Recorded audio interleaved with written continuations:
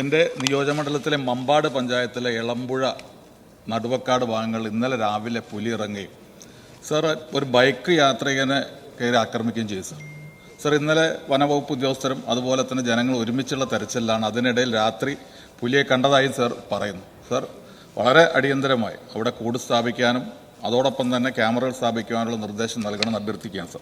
Sir എൻ്റെ ചോദ്യം sir, സംസ്ഥാനത്ത് ചൂട് കൂടി വരുന്ന സാഹചര്യത്തിൽ ഇന്ന് വനത്തിനകത്ത് വെള്ളത്തിൻ്റെതായ ക്ഷാമം അതുപോലെ തന്നെ ഭക്ഷണക്ഷാമം, അതുകൊണ്ട് സർ വന്യമൃഗങ്ങൾ ഒറ്റയ്ക്കും കൂട്ടായും പുറത്തിറങ്ങുകയാണ് സർ.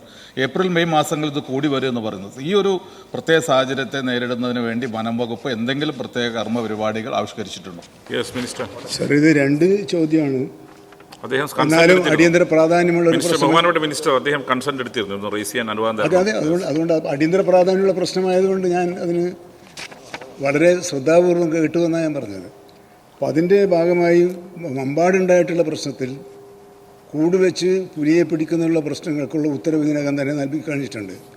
പക്ഷേ അങ്ങ് സൂചിപ്പിച്ച ഒരു പ്രധാനപ്പെട്ട കാര്യം നമ്മൾ ശ്രദ്ധിക്കേണ്ടത്, ജനങ്ങളും ഉദ്യോഗസ്ഥന്മാരും സഹകരിച്ചുകൊണ്ട് പ്രവർത്തിക്കുന്നതിൻ്റെ ഗുണമാണ് ഇവിടെ ഉണ്ടായത്. നാളുകളിൽ ആ മാതൃകകൾ എല്ലാവരും തുടരണം എന്നാണ്.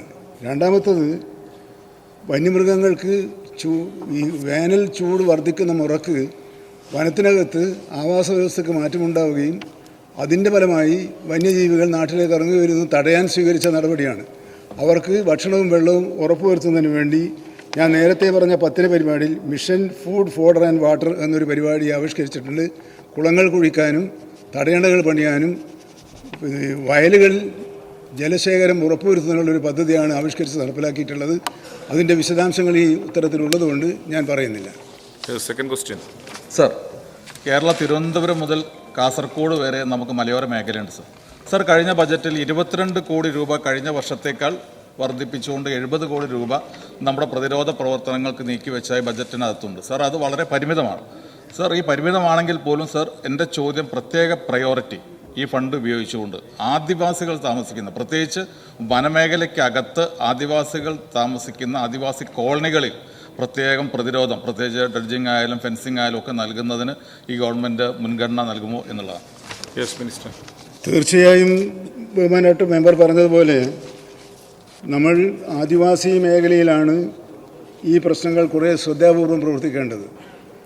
അതിൻ്റെ ഭാഗമായാണ് ആറളത്തെ ആദിവാസി മേഖലയിൽ നാം നടത്തിക്കൊണ്ടിരിക്കുന്ന പ്രവർത്തനങ്ങൾ. ആ പ്രവർത്തനങ്ങൾ ഒരു മാതൃകയായി സ്വീകരിച്ചുകൊണ്ട് മറ്റ് മേഖലകളിലും അത് നടപ്പിലാക്കണം. ഇപ്പം നടപ്പിലാക്കിയ പരിപാടിയുടെ റിസൾട്ടൊന്നും നമുക്ക് കുറച്ച് കാത്തിരിക്കണം.